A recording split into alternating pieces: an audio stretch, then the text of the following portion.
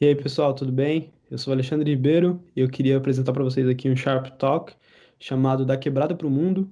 Toda bolsa de estudos tem um pouco de quilombo.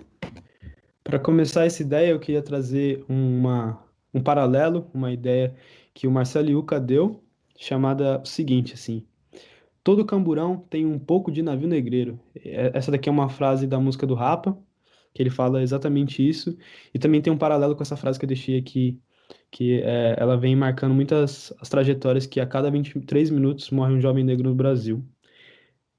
Trazendo essa perspectiva, eu também queria falar um pouco da minha trajetória e também pensar um pouco como a gente pode mudar esses 23 minutos para que a gente possa construir novas narrativas.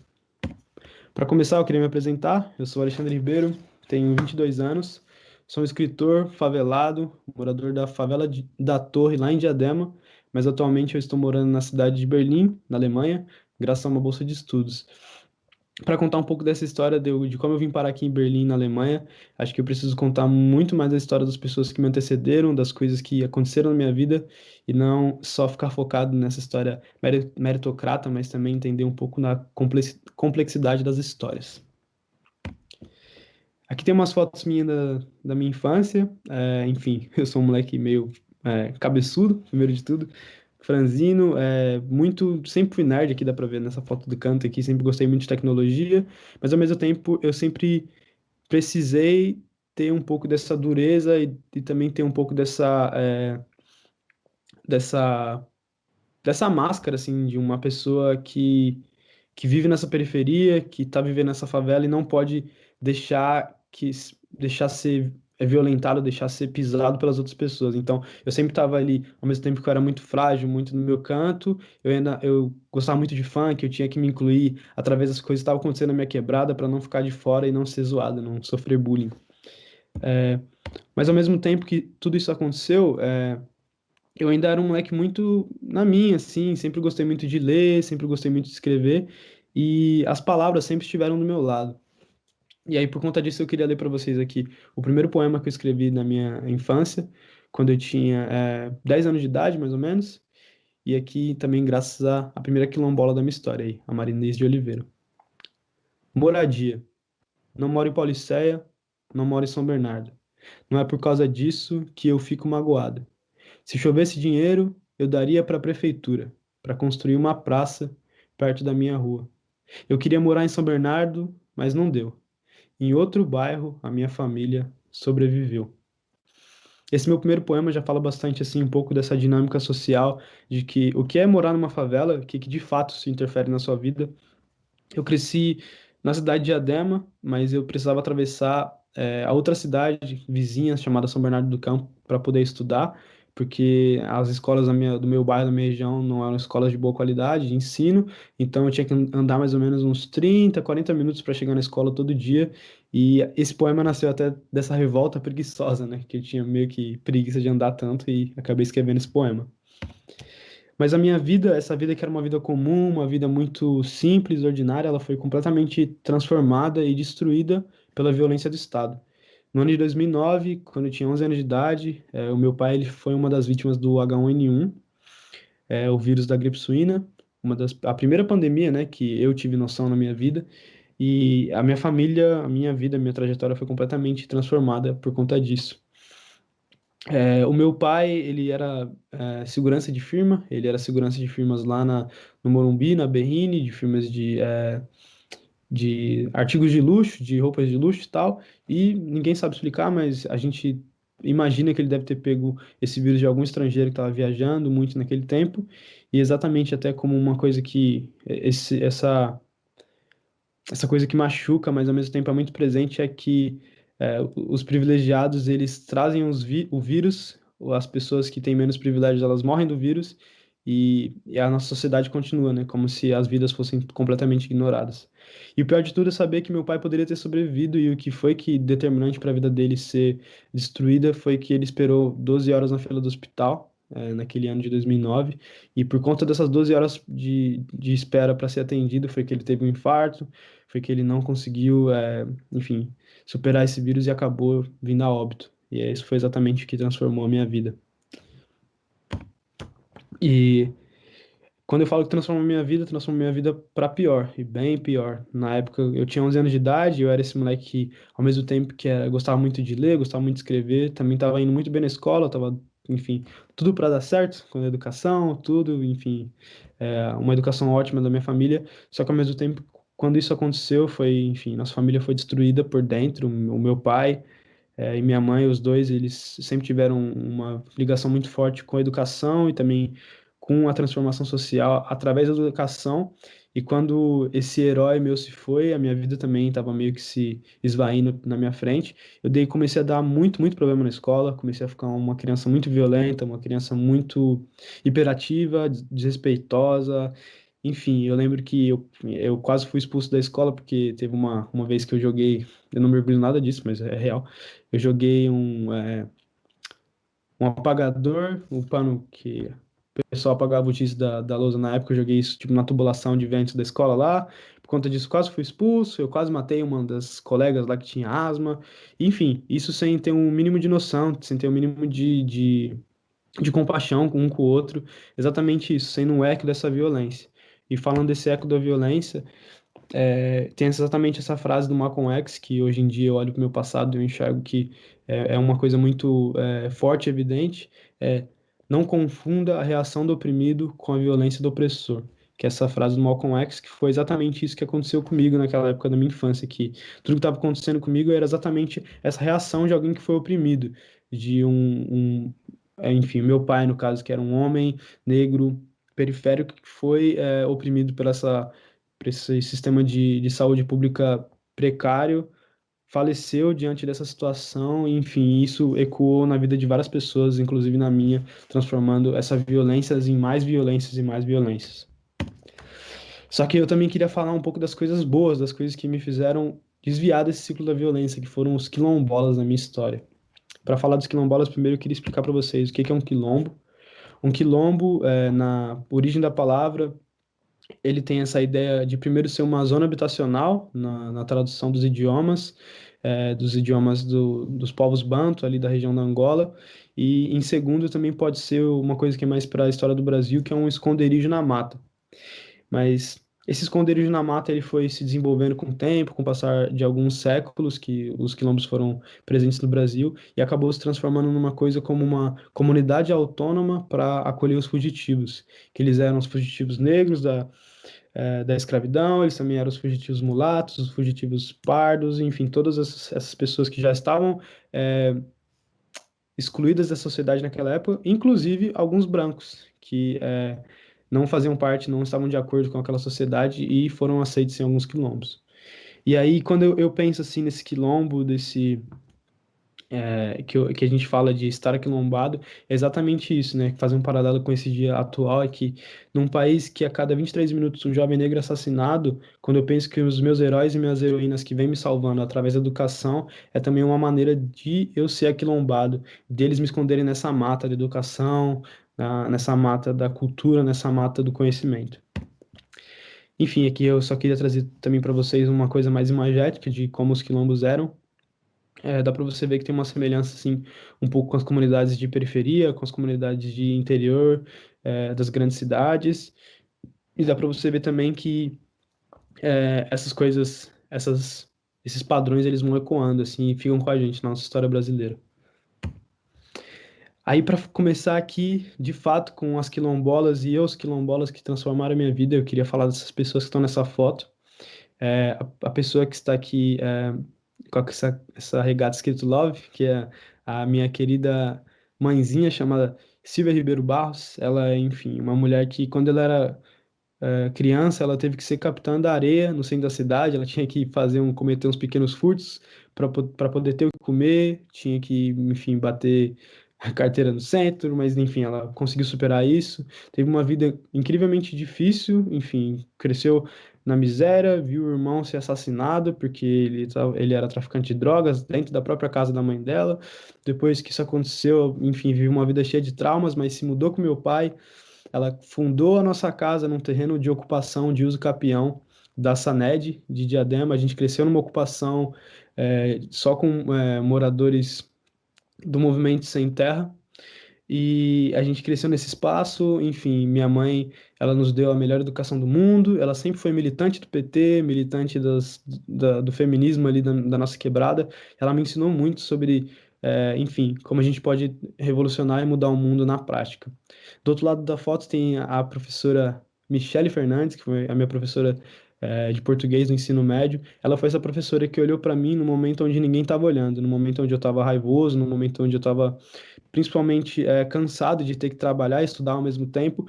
Ela olhou para os meus textos nesse ensino médio e falou: Ó, você tem potencial no que você faz, moleque. E ela acreditou em mim, me puxou, falou: Ó, vamos escrever, vamos escrever. Dava redação para a gente fazer com temas, por exemplo, como Racionais MCs.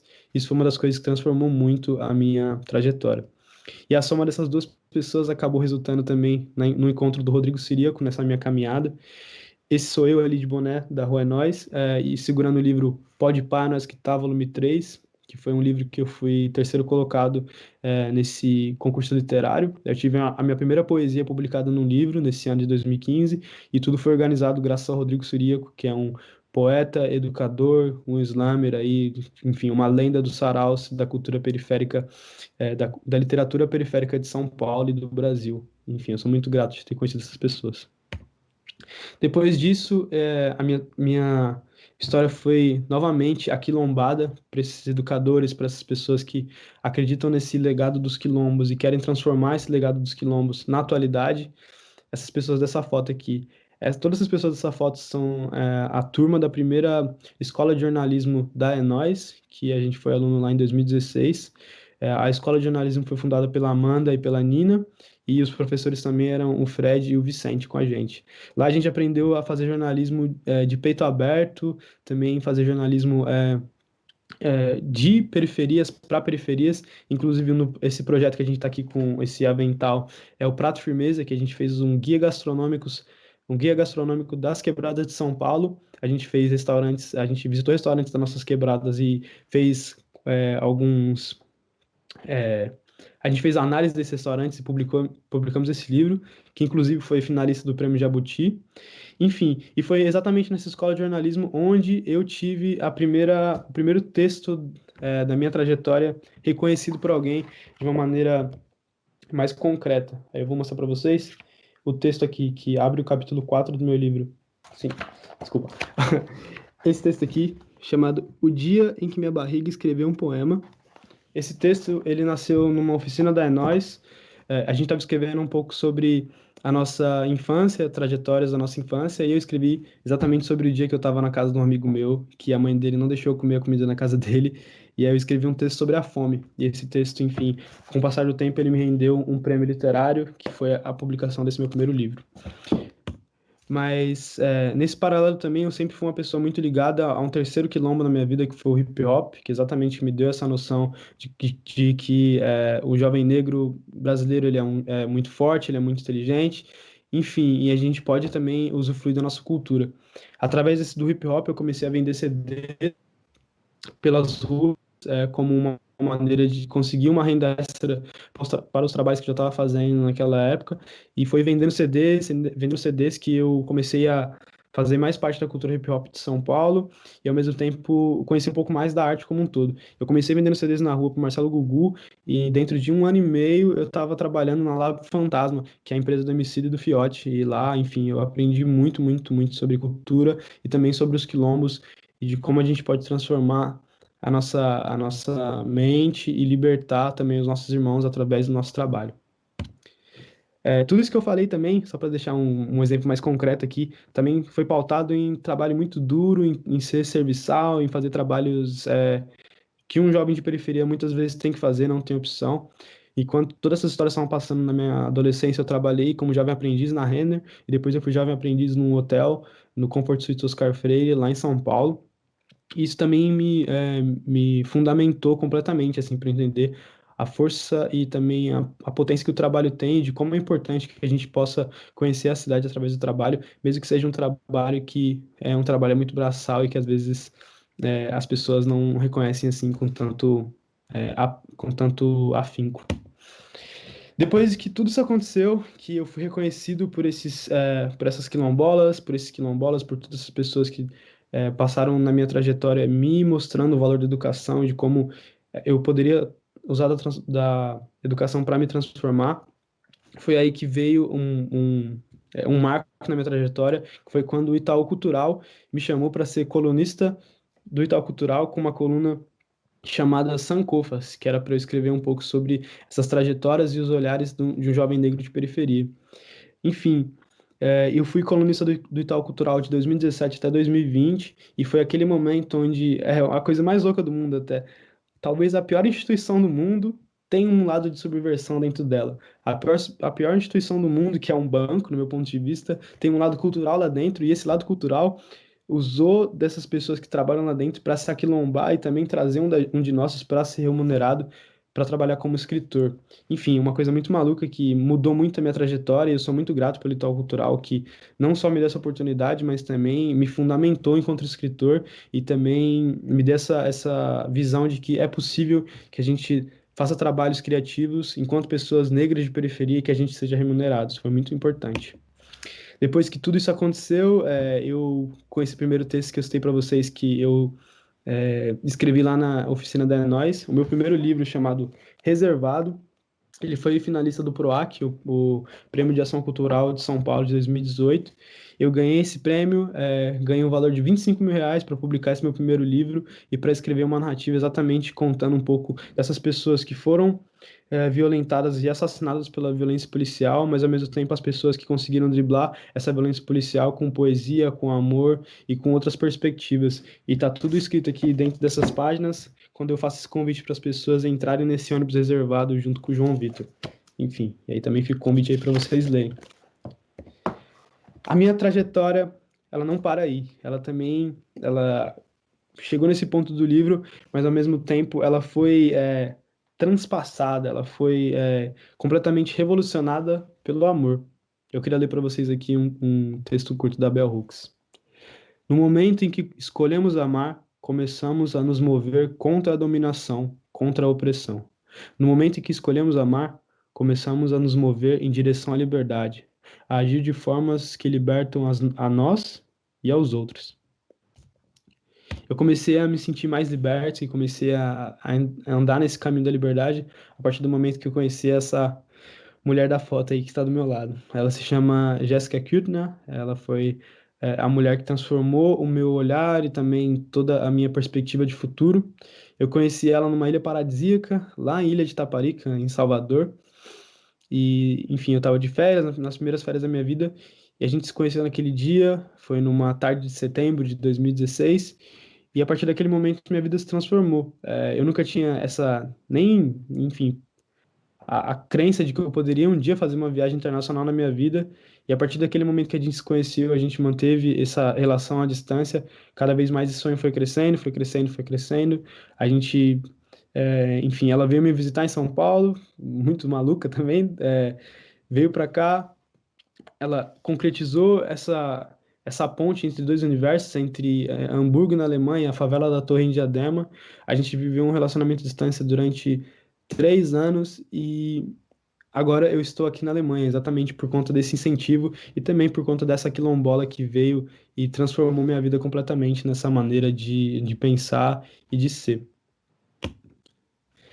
Agora, quando eu olho para todos esses passos que teve na minha caminhada, assim, desde ter começado na favela da Torre, quando jovem miúdo que estava ali, enfim, escrevendo poemas sobre a desigualdade do meu próprio bairro, eu olho para isso e enxergo que para que eu possa transformar esses 23 minutos que um jovem negro é assassinado no Brasil, para que eu possa ser essa exceção, eu também preciso transformar que a minha exceção seja uma regra para outros, não só para mim.